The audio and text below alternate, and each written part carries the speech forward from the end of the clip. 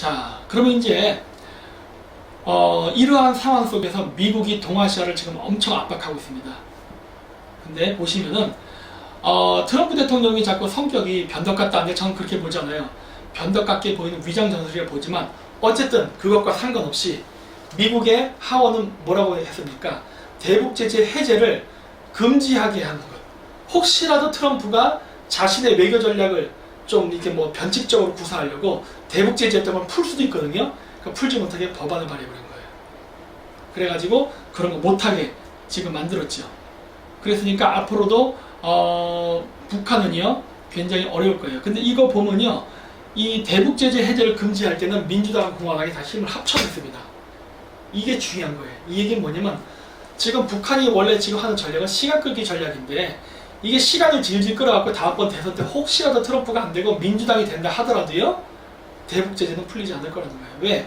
이번 대북제재 해제 금지법을 발의할 때 민주당, 공화당이 같이 했거든요. 그래서 북한이 시간 끄는 전략은 어쩌면 미국의 정권이 교체된다 하더라도, 그러니까 정당이 바뀐다 하더라도 효과가 없을 수도 있습니다. 그리고 제가 예전에 얘기했던 것처럼 그 미국 정상회담에서 공동합의문 4개 중에 하나만 유효됐죠? 제4항밖에 없다 했잖아요. 그건 반드시 해야 된다고 했네요. 200구가 송환된 걸로 제가 알고 있어요. 그리고 아직 발견되지 않은 신원불명자, 행방불명자들 있죠? 이런 사람들은 앞으로 발굴단이 직접 가서 발굴해야 됩니다. 재미있는 일이 벌어질 수도 있어요. 좀 더 기다려봐야 됩니다. 자, 그리고 이제 트럼프가 그 이제 한미 군사훈련을 중지하되 북한의 비핵화 합의 불이행 때는 재개로 가닥을 잡는다라고 했어요. 그러니까 우파 사람들 너무 우왕좌왕하거나 그 트럼프의 말에 이를 이비하는 일을 하지 마십시오. 늘 제가 이야기하지만 미국이라는 나라의 정치 시스템은 공화당, 민주당 두 개의 정당 위주로 움직이는데 이 민주주의 국가의 가장 그 힘이 센 자는 대통령이 아니라 그 선거 자금을 주는 사람입니다. 근데 미국에서 선거 자금을 주는, 즉 공화당하고 민주당 양쪽에 선거 자금을 주는 그 기업이 다릅니까? 같아요. 같은 기업이 주는 거라고요. 그렇기 때문에 미국은요 대북 정책, 대외 정책이 당근과 채찍으로 그 완만은 있을지언정 기본적인 그 외교 정책의 골조가 변하지는 않아요. 왜? 후원자가 같은 사람이기 때문에 그래요. 민주당이나 공화당이나. 그렇기 때문에 여기도 보시다시피 그 한미 군사훈련은 중지할 수는 있어요. 그것도 어떻게 보면 트럼프가 하는 전략적 어떤 전술인 것 같은데 뭐 여기에 불만을 갖는 미국 사람들도 많이 있습니다. 근데 여기엔 단서가 붙었죠. 비핵화 합의 불이행 때는 재개로 가닥한다라고 했어요. 비핵화 합의 불이행이라는 건 결국 이게 뭐냐, 앞으로 제4항에 의거해서 정상회담 그 공동선언문 그거에 의거해가지고 이제 6월 발굴단도 갈 거고, 그리고 제3항에 보면 뭐가 있습니까? 비핵화를 위해서 노력한다고 했죠. 그 비핵화를 위한 사찰단들이 또 갈 거예요. 6월 사찰단이 따로 있고 핵 사찰단이 또 따로 있어요. 이 사찰단들, 즉 어떻게 보면 감시요원이에요.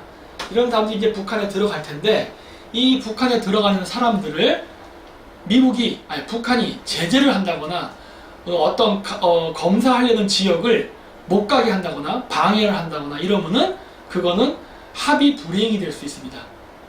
그렇게 되면 어떻게 돼요? 다시 군대 훈련은 재개가 되는 거예요. 그러니까 사실 이것도 아쉬운 거는 북한이지 미국이 아니에요. 그리고 지금 훈련 다 할 거 다 했지 않습니까? 지금 훈련 다 해서 뭐 별다른 훈련할 기간이 아니에요 지금. 그러니까 이 기간 동안에 핵사찰을 하기 때문에 전체적인 그림도 변한 게 하나도 없어요 지금. 앞으로 이제 무더위가 오기 때문에 군대에서도 혹서기 때는 훈련 안 하고 쉬지 않습니까? 이 기간 동안 핵사찰단들이 미국 애들이 지금 북한 들어가겠다는 건데, 북한이 이 혹서기 이 여름 기간 동안에 그 사찰을 성의 있게 하지 않으면 무효화되면 어떻게 돼요? 가을 훈련이 또 있고 봄 훈련이 또 있어요. 결국 원래대로 간다니까요. 동절기 훈련까지. 그러니까 타이밍도 봐야죠.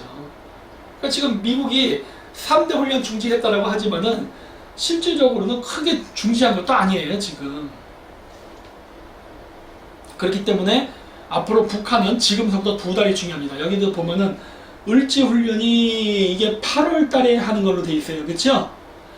2달 정도가 있단 말이에요. 2달 동안 북한은 지금 빨리 핵사찰단들을 받아들이거나 어떤 일련의 조치를 해야 되는 거예요. 안 하면 어떻게 돼요? 8월 군사훈련 다시 시작되는 거예요.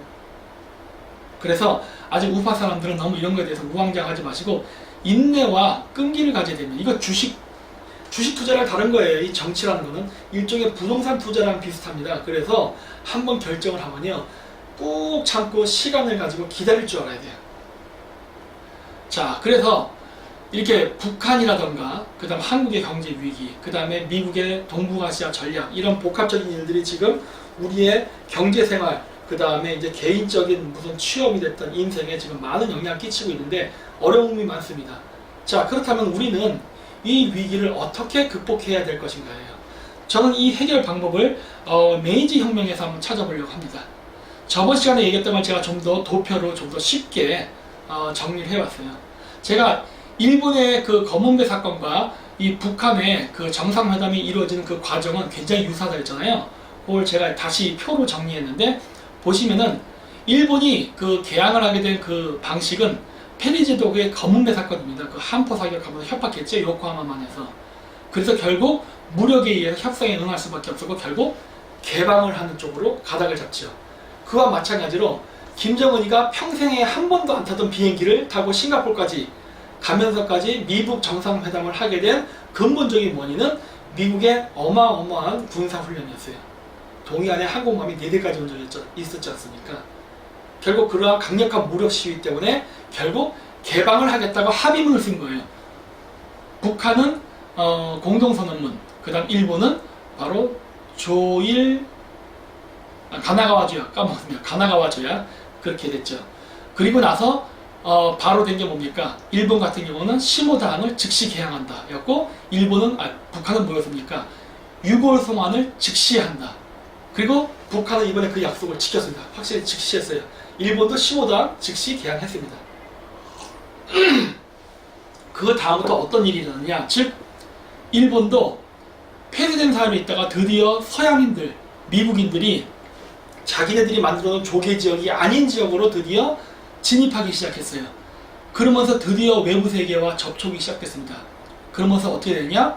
서방 그 국가들의 어마어마한 군사력, 경제력, 파워, 이런 거에 놀란 사람들이 즉각적인 개화를 원하는 개화파들이 등장하기 시작하죠. 일본에서. 그래서 수구 세력과 개화 세력이 싸우게 됩니다. 앞으로 핵 사찰단, 그 다음 6월 사찰단들이 북한으로 가게 될 거예요. 그러게 되면은 여태까지는 평양이라던가 이런데 그 안전요원이 붙어가지고 안전요원이 지정해놓은 코스로만 관광을 다니고 사진 찍고 했는데, 이젠 그게 아니라 핵 시설이 있을 걸로 의심되는 지역, 그리고 유골이 있을 것으로 의심되는 지역은 앞으로 사찰단들이 마음대로 가게 될 것입니다. 즉 북한이 정해놓은 코스가 아닌 곳을 가게 된 거예요. 과거 일본처럼. 그럼 어떻게 될까요? 많은 사람들이 서방 국가, 즉 특히 미국이죠. 미국을 보게 되면서 그 북한의 폐쇄된 사회가 요동을 칠 수가 있어요. 그렇게 되면 북한 군부나 정계 내에서도 계속 북한 체제를 유지하자는 수구 세력, 즉 그 폐쇄로 가자는 사람들과 미국의 저런 파워에 우리가 정면으로 맞서 위험하다, 미국하고 좋은 관계를 유지하면서 점진적인 개방을 통해서 우리도 국제사회에 편입돼야 된다는 개화파가 대립될 가능성이 매우 높습니다.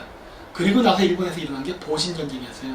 바로 도쿠가와마쿠와 그 다음 메이지 혁명을 일으켰던 사람들, 사조 동맹이라고 그러죠. 사츠마 초슈, 얘네들이 동맹을 해가지고 에도막부를 타도하는 전쟁이 발생합니다. 그리고 나서 메이지 혁명 정부가 생겨요. 그런 거가 일어났다면은, 만약에 이것과 같은 시나리오로 움직인다 하면은 어쩌면 북한에서는 김정은 정권의 몰락이 일어나지 않을까라는 가능성도 생각해 볼 수 있어요. 그래서 제가 제 사항은 북한의 구멍을 또 매우 중요한 조항을 했던 거예요. 왜? 너무 닮아 있으니까, 일본의 사례와. 그리고 제가 예전에 그런 강의도 했을 거예요. 일본의 메이지 유신은 서방 국가, 특히 미국이나 영국이 일본이 이뻐서 해준 게 아니다. 러시아의 남진 정책을 저지하기 위해서 일본을 메이지 혁명을 일으켰던 거다. 즉 잡아먹을 수 없으니까, 점령할 수 없는 지역이다 보니까 일본을 근대화시켜서 일본의 근대화된 군대가 러시아의 남하를 막는 쪽으로 구조를 잡는 과정 속에서 일본의 근대화가 이루어진 것이고, 그 일본 근대화의 첫 단추가 메이지 혁명이었다. 그런데 이것과 비슷할 수 있다면은, 과거의 사례가 이번에 다시 한번 일어난다면, 북한 내부적으로는 과거 일본의 메이지 혁명처럼 그 보신전쟁이죠. 보신전쟁이 일어났다면 북한 내부에서는 어떤 새로운 체제를 바꾸기 위한 어떤 그러한 그 혁명이나 쿠데타가 일어날 가능성이 있다고 저는 봅니다. 개방사회가 되게 되면 아무래도 쇼크를 받거든요. 그러면 그때 당시에 북한이 내부적으로 그런 일이 발생할 때 미국이 지금 왜 북한에게 이렇게 온갖 특혜와 감원 이슬과 당근을 지금 제시하는 겁니까? 중국 때문이에요. 그래서 제가 얘기했을 거예요. 과거 일본의 메이지 유신은 러시아의 남하를 막기 위한 거라면 지금의 북한의 개방을 유도하려는 미국의 이러한 유연적인 자세는 바로 중국의 팽창을 막기 위한 거예요. 근데 이 과정 속에서 일본이 메이지 혁명으로 과거 정권이 무너지고 새로운 정권이 생겼듯이 북한에서도 그런 일이 일어난다면 또 하나 예측이 가능한 게 뭐냐? 바로 그 당시에 러시아에서는 볼셰비키 혁명이 일어났습니다. 그래서 제정 러시아가 붕괴되거든요. 즉 중국이 내전이 일어나서 분할이 되는 시나리오가 그 다음에 같이 일어나지 않을까라는 생각을 해볼 수가 있어요. 이게 비슷합니다, 둘이. 그래서 미국은 지금 이 동북아시아 문제를 해결하는 데 있어서 지금 미국의 싱크탱크들이 가장 많이 조언을 듣는 그 사람들은요, 일본인들이에요. 그렇기 때문에 제가 일본의 메이지 유신의 이 배경이 지금 미국이 동북아시아 외교 정책에 가장 영향을 많이 끼치는 사례라고 봅니다. 뭐 리비아 사례도 있고 뭐 여러 나라를 언급하지만 전 아니라고 봐요. 저는 메이지 유신이 가장 미국인들이 봤을 때 자기네들이 북한을 개혁 개방시키고 그 다음 중국을 견제하는데 가장 좋은 모델이 될 거라고 저는 분석하고 있다고 봅니다. 왜냐하면은 미국 싱크탱크는 친일파 미국인들 그리고 일본인들, 그러니까 일본계 미국인들이죠. 이런 사람들이 왕창 포진했기 때문에 그래요.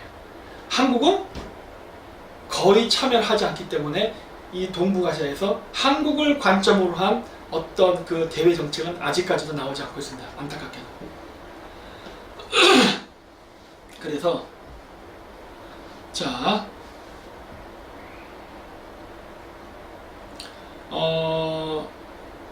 메이지 혁명은 이제 다 넘어가고 요거부터 보여드릴게요. 뭐냐면은 그 메이지 혁명 때, 메이지 유신은 제가 따로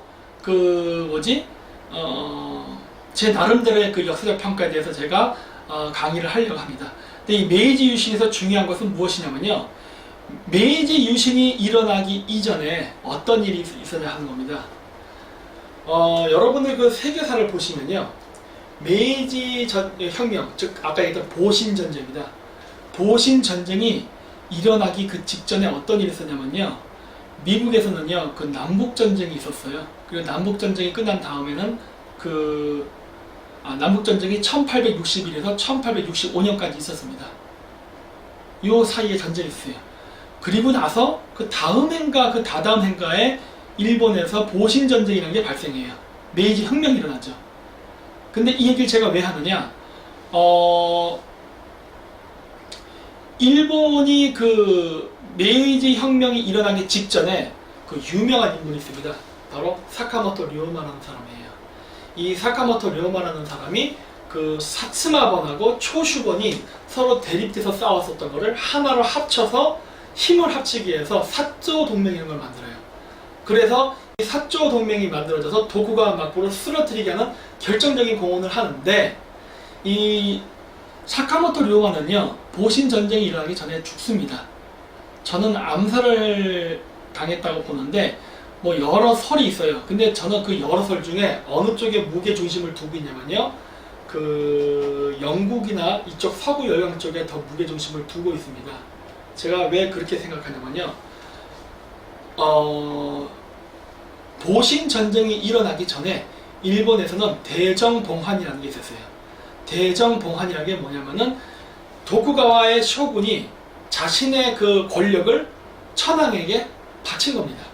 일본은 막부 정치라고 해서 천황이 거의 한 천 몇 년 동안을 그 직접 통치를 못하고 상징적인 존재로만 있고 실질적인 정치는 막부가 했습니다.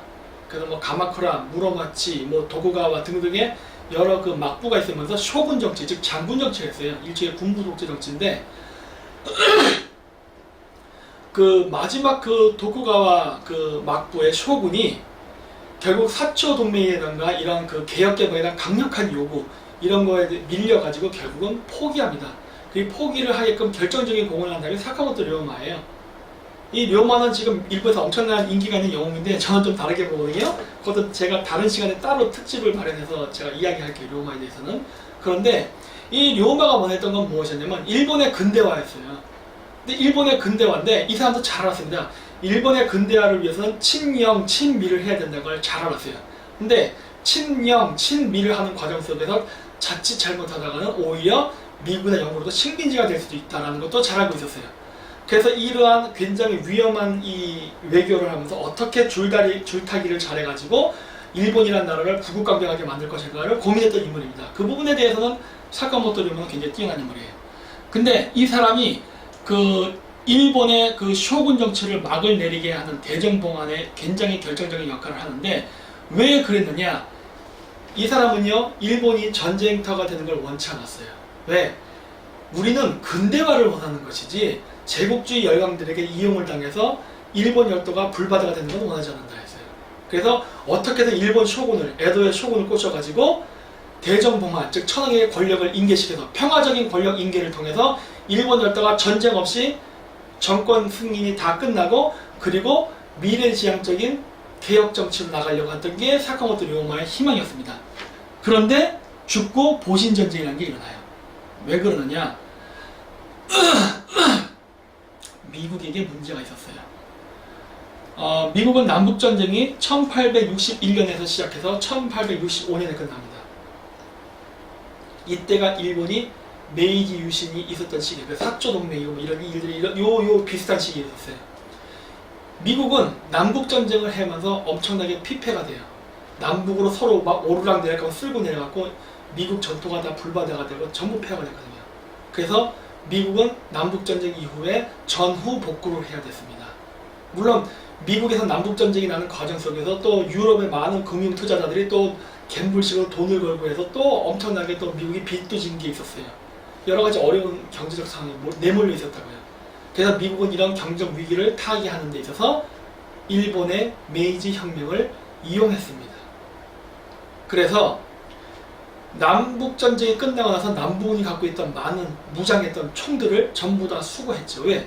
그거 그냥 갖고 있으면 또 무장 독립운동이 일어날 수도 있으니까. 총, 대포 다 뺏었어요. 근데 그거 뺏어서 뭐 할 거예요? 그러다 보니까 뭐가 필요했냐? 적으로부터 수거한, 즉 남부군으로부터 수거한 그 무기들을 처리할 필요가 있었어요. 그 처리란 게 뭡니까? 내다 파는 거죠. 그거 어디다 내다 팔았어요? 일본에다 내다 팔았습니다. 일본에 내다 팔았어요. 근데 일본에 내다 팔아야 하는데 일본에다 내다 팔면 일본에서는 뭐가 일어나야 돼요? 전쟁이 일어나야죠. 근데 대정봉안이라 그래서 천황한테 권력이 평화적으로 인계되면은 원하는 대로 움직이지 못하잖아요. 그래서 어떻게 됩니까? 바로 보신전쟁 1867년에서 1868년까지 일본에서 그 관서지방서부터 홋카이도까지 일본 열도 전체를 다 불바다로 만드는 전쟁이 그때 발생합니다. 그리고 미국은 그때 남부군의 무기라던가 북부군의 무기들 이런 거 있잖아요. 이것들을 싹 수거해가지고 일본에다가 싹 팔아먹었어요. 그래서 미국이 남북전쟁으로 폐해가 됐던 전후 복구를 일본의 보신전쟁을 통해서 만회합니다. 이러한 또 역사적 비사가 있어요. 이건 내가 나중에 좀 더 아주 상세하게 설명할게요. 그래서 일본이란 나라는요, 어떻게 보면 미국한테 상당히 피해본 나라예요. 근데 사카모토 료마는 이걸 원하지 않았죠. 이걸 원하지 않았지만 안타깝게도 이 일은 일어났습니다. 왜? 서양 국가의 입장에서는 료마랑 생각이 다르죠. 료마는 일본인이고 서방 국가는 서방 국가대로 따로 자국의 이익에서 생각. 그래서 제가 늘 강조하는 게 뭡니까? 국익이에요. 국익. 우리나라의 좌파나 우파 사람들 친중 아니면 친미입니다. 친중 친미 다 좋아요. 근데 내장을 빼주고 쓸개를 빼주는 짓을 하면 안 돼요. 왜? 누구도 우리를 위해서 진심으로 도와준 나라는 없어요. 그렇기 때문에 제가 늘 얘기하는 게 뭡니까? 트럼프 대통령은 미국의 대통령이다. 미국의 국익을 위해서 일한다. 그렇기 때문에 우리나라 우파 사람들이나 태극기 부대는 성적기를 흔드는 건 좋지만 미국이 모든 걸 해주기를 바래서는 안 된다예요. 왜? 미국이 왜 그런 짓을 합니까? 에? 세상에 공짜는 건 없는 거거든요. 일본의 메이지 유신이 바로 그런 걸 적나라하게 보여주는 거죠. 일본인들이 와서 그렇게 바라던 근대화. 근대화의 대가는 무엇이었습니까? 피였어요. 어마어마한 전쟁. 그로 인해서 일본에 있던 많은 금이 그 보신전쟁 기간 동안에 미국으로 흘러들어갔죠. 그러면서 미국이 그 일본의 금을 가지고서 오늘날 슈퍼파워가 되는 근간이 됩니다. 자, 그래서 이러한 메이지 유신 이후의 보신 전쟁까지를 제가 보여드린 데는 이유가 있어요. 똑같은 상황이 다시 한반도에서 일어났기 때문이에요. 뭐 정확히 얘기하면 뭐 한반도지만 크게 얘기하면 동북아시아예요. 그래서 지금 과거에 일본 제국이 그런 문제를 갖고 싸웠다면은 이번에는 중국이 미국에 대항하는 형태에 처해 있죠. 근데 중국이 갖고 있는 그러한 산업 구조는 일본을 베꼈기 때문에 제조업, 그러니까 수출 주된 국가입니다. 그리고 과거에 일본이 그랬듯이 지금의 중국도 자원을 의존할 수밖에 없어요. 그리고 과거 일본 제국이 수출과 수입을 했던 항로는 지금 현재 미국을 위협하는 중국의 수출 수입 루트와도 똑같습니다. 미국은 어떻게 보면 제2의 2차 세계대전은 미국은 보통 태평양 전쟁이라고 하죠. 태평양 전쟁을 하고 있는 거예요. 그래서 과거 일본 제국 사례를 굉장히 모티브로 하고 있습니다. 그래서 과거 그 일본 제국이 이런 식으로 태평양 전역을 장악하면서 일본 본토를 지키기 위한 그 방어 전술을 펼쳐나갑니다. 일본이 태평양의 수많은 섬에다가 일본 일장기를 꼽았던 이유는 무엇이냐면 미국이 일본을 공격하러 올 때에는 태평양을 통과해서 가야 되는데 중간 급유지라든가 이런 것들을 거쳐가야 되거든요. 뭐 지금 핵잠수함이나 이런 것들이 나왔기 때문에 급유지 없이 막 지금은 미국이 갑니다만 과거에는 그렇지 않았거든요. 그러다 보니까 그런 중간 그 물자 공급지가 될 수 있는 섬들을 일본이 선점함으로써 일본 본토를 방어하고자 하는 그러한 전략을 펼쳤던 거예요. 근데 지금 중국이 하고 있는 전략이 똑같죠. 제1도련선, 제2도련선 이런 식으로 영역 확장하고 미군 기지 옆에다가 태양광 발전소를 짓는다던가 차이나타운을 짓는다던가 이러한 짓을 하면서 그 미군 기지를 감시하다던가 아니면 경제 투자 이런 걸 통해서 그 지역을 경제적으로 장악하고 경제 식민지화하려는 정책을 지금 중국이 피고 있지 않습니까? 그래서 지금 중국이 하는 것은 과거 일본이 했던 것과 매우 닮아 있어요. 그래서 여기 보면은 중국의 태평양섬 국가들의 인프라 투자, 군사력 확대 우려 해갖고 아까 제가 얘기했던 그런 내용들이 있죠. 그리고 여러분들 그거 세계대전은요 그 발생한 원인이 여러 가지가 있습니다만 가장 중요한 건 돈 때문에 일어납니다. 모든 인간사의 갈등은 돈 때문에 일어나요. 돈 때문에. 그 1차 세계대전, 2차 세계대전 때도요 그 세계대전이 발생하기 전에 대공황이 먼저 왔습니다. 대공황이 오고 그 다음에 세계대전으로 발전해요. 지금도 대공황 뭐 비스무리하게 지금 점점 오고 있습니다. 근데 여기서 보시면은 나올 거예요. G2 무역전쟁, 미중 보복 전면전 땐 대공황 재현, 다시 공포 휩싸인 세계경제 해가지고 이렇게 미국하고 중국이 무역전쟁을 하게 되면 경제공황이 온다는 얘기를 합니다. 경제공황이 오면 그 다음에 오는 건 뭐냐? 세계대전이에요. 그래서 과거 일본이 메이지 유신을 하고 그리고 일본이 성장을 한다음 세계대전을 하고 어떤 이런 비슷한 시나리오가 지금은 중국 북한에서 일어나고 있는 거예요. 과거 일본 제국 하나였다면 지금은 중국 북한이에요. 그러면서 북한은 과거의 도쿠가와 막부 정치의 국가의 모습이자 어쩌면 미래의 메이지 정부의 모습도 가지는 교차적인 어떤 이미지를 지금 가지고 있어요. 그리고 지금의 중국도 메이지 혁명 이후에 미국에게 저항했던 일본 제국의 이미지도 가지고 있어요. 즉 중국하고 북한은요 과거 일본 제국의 모습을 그대로 투영해서 갖고 있는 나라입니다. 그래서 미국과 55조 원 관세 주고받은 중국 반드시 반격 났을 것 같아서 지금 점점 둘이 싸우고 있죠. 그 다음에 미국의 관세 폭탄, 다음 카드는 중국 기업, 대미 투자 금지 이런 식으로 나오죠. 이제는 미국이 중국 잡을 안 받겠다고 하는 거예요. 네. 우리나라 사람들은 뭐라고 얘기합니까? 중국하고 거래 1등이니까 중국하고 거래 끊으면 굶어 죽으니까 중국 애들이 뭐 이어도를 점령하건 뭐 우리나라 사람 두들겨 패건 장기 매매하건 이따르고 중국하고 원만한 관계를 유지해야 됩니다. 이런 햇소리 많이 하죠. 미국 어떻게 뭐라 얘기합니까? 안 한다고 하잖아요. 중국 애들이 돈 투자해도 투자하지 마 이러잖아요. 이게 지금 전 세계적으로 벌어지는 추세예요. 제가 갔다 왔던 최근에 베트남에서도 일어난 일이에요. 나한테 돈 안 줘도 돼. 이게 전 세계적인 추세예요. 한국만 빼고. 그리고 여기 보시면은 이게 뭐냐면은 달러 인덱스입니다. 달러 인덱스가 5월 30일, 6월 17일 사이에 뚝 떨어졌었어요. 이 기사가 뭐냐면은 여기 제가 옆에 출처가 매일경제 2월 18, 6월 18 기사 일부인데, 일각에서는 중국 정부가 미 국채를 대거 매각하거나 위안화를 평가 절하하는 방법으로 보복에 나설 가능성도 제기된다. 미국 재무부는 지난 15일 중국의 미 국채 보유액이 지난 4월 달에 58억 달러 줄어 1조 1,800억 달러를 기록했다고 밝혔다. 중국은 여전히 미 국채 최대 보유국으로서 일본의 뒤를 잇고 있다. 지금은 일본이 국채 보유량 1등이고 지금 중국이 국채 보유량 1등이고 일본이 2등, 뭐 이렇게 가끔씩 왔다 갔다 순서는 변하긴 합니다만, 보시면은 이게 6월 18일자 기사예요. 그래서 그 4월 달서부터 해서 계속 그 국채를 팔았답니다. 근데 여기 보시죠. 달러 인덱스를 보시면은 이 달러 인덱스가요, 5월 한 30일 정도부터 6월 17일 경에는 달러의 가치가 뚝뚝 떨어졌어요.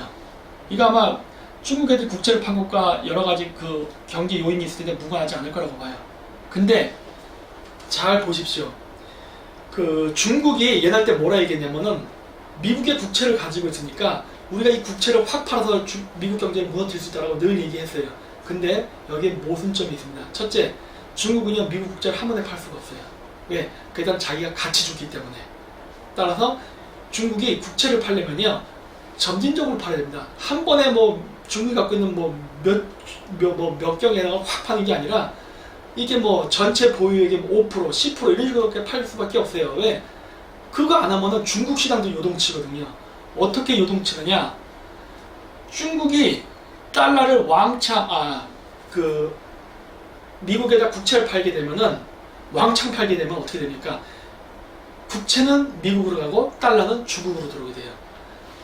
달러가 중국으로 왕창 들어가게 되면 어떻게 될까요? 즉 중국이 국채를 미국 경제 망하라고 왕창 팔아갖고 달러를 왕창 받게 되면 어떻게 될까요? 달러의 가치는 중국 땅 안에서는 떨어집니다. 그리고 위엔화의 가치가 올라가요. 그러면 중국이 수출을 할 때 제품이 제대로 팔리겠습니까? 안 팔려요. 그렇기 때문에 중국은 국채를 팔아도 왕창 팔 수가 없는 거예요. 왜? 자신들의 수출에 타격을 받기 때문에 불가능한 거예요. 근데 어쨌든 국채를 팔게 되면은 달러가 중국 땅에 있잖아요. 근데 그 달러 어떻게 될까요? 금리가 미국이 높기 때문에 중국으로 일단 들어오던 달러가요 다시 미국으로 빠져나갑니다.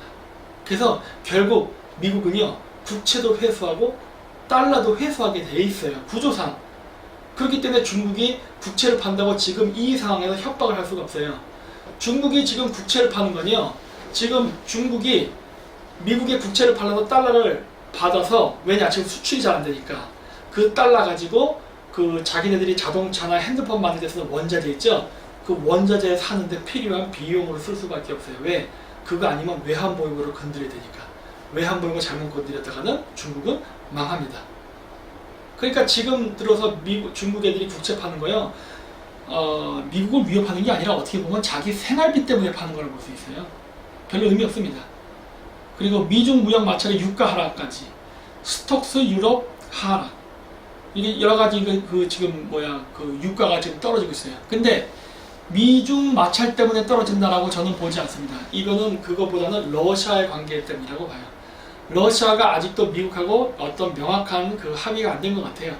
그러다 보니까 국제유가를 하락시켜서 러시아 견제용으로 지금 쓰는 것 같습니다. 근데 국제유가 하락됐다 해서 그렇게 중국이 유리한 것도 없어요. 왜? 유가 하락돼도 뭐 물건을 수출이 안 되면 소용이 없는 거거든요. 그리고 이제 뭐 그 중흥기업이죠, ZT. 이것도 혹시라도 트럼프가 변칙적인 외교를 하기 위해서 경제 제재 등을 해제할까봐 미국 상원에서 그 제재 해제하는 거를 무효한 하는 거를 통과시켰습니다. 많이 헷갈립니다. 제재 해제를 못하게, 무효하는 거예요, 못하게 하는 거죠. 근데 여기서도 보면은 찬성 85 반대 10이에요. 지금 뭐예요? 민주당 공화당이 같이 했다예요. 그러니까 이게 안 바뀝니다. 미국은. 대통령이 바뀌었다 해서 어떤 큰 정책적 기조가 바뀌는 게 아니라는 걸 제가 말씀드리려는 거예요. 그리고 또 뭐가 있었냐면은 제가 예전에 4월달에 한창 떠들었던 비트코인 문제. 응? 우리나라에서 또 350억 원이 또 해킹당했네요. 근데 뭐 슬퍼할 거 없습니다. 이건 세계적인 추세입니다. 전 세계적으로 49조 증발했어요. 응? 제가 비트코인 문제가 있다고 여러 번 얘기했잖아요. 비트코인이 해킹의 위험이 있어요. 뭐 블록체인 어쩌고저쩌고 떠들면서 뭐 해킹 안 당한다 어쩌고저쩌고 얘기하는데 전 다 필요 없습니다. 뭐 블록체인 시스템이 뭔지 전 몰라요.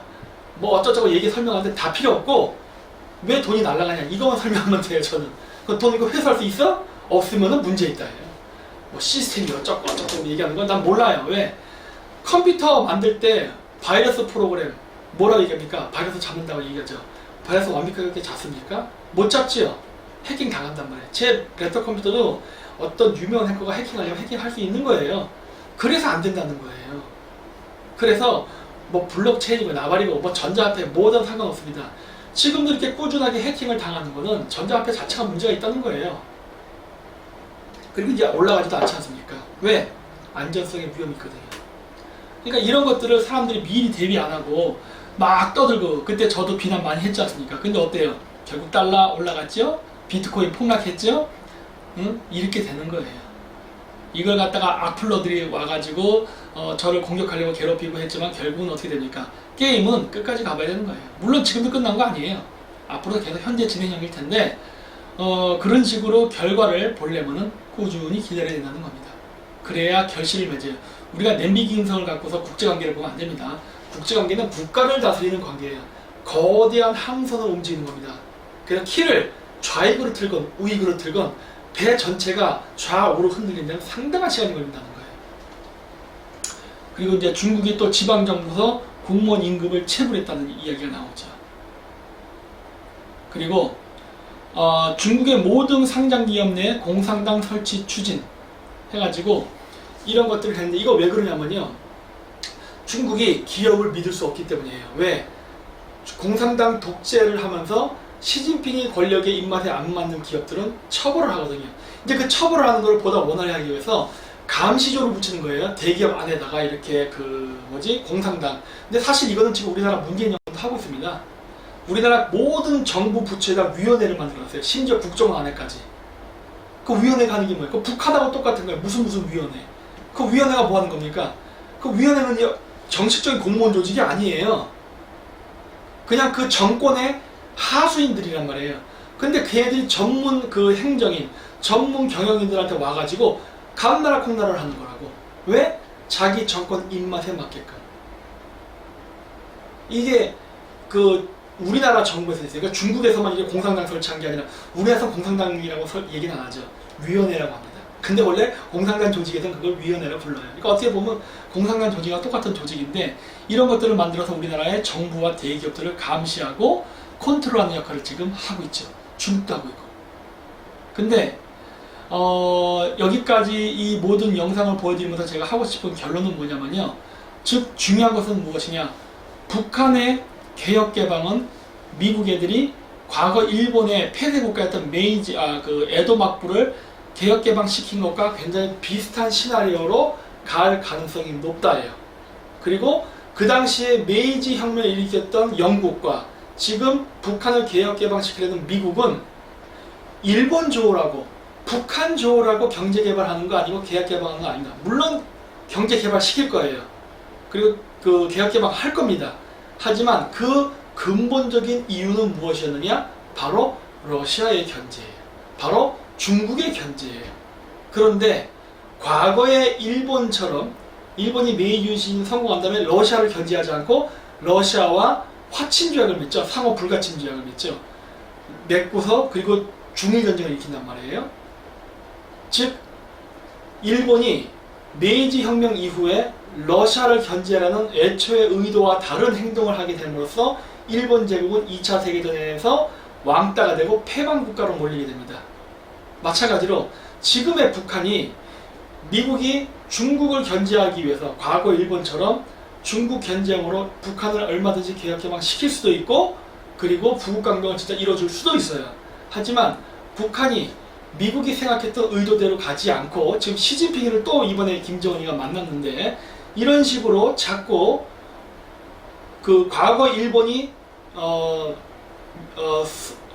소련, 일본 상호 불가침 조약을 맺었듯이 중국하고 북한이 미국이 경제 개발을 비핵화하는 과정을 하게 되면 약속대로 해준다고 했는데 중국과 화친을 맺는 관계를 가려고 하게 되면은 바로 북한은 미국의 적이 됩니다. 과거 일본 제국이 그래서 영국과 미국의 적이 됐듯이. 그래서 이 지금의 그 미북 정상회담 이후에 그 북한의 비핵화 문제는요 복잡해요. 일본의 메이지 유신이 그레이트 게임의 일환으로서 그 일부로서 움직였듯이 지금 마찬가지로 뉴 그레이트 게임 시대에 중국의 남하를 막기 위한 목적으로서 북한의 개혁 개방이 이루어지는 거기 때문에 우리는 이 부분을 같이 비교 분석하면서 바라봐야 되고 그러면서 뭐 미국이 뭐 자유민주주의를 수호하는 국가니까 뭐 이렇게 뭐 한국하고만 하고 북한을 뭐 안 하고 이용하다 버릴 것이다 그런 생각하지 마십시오. 왜?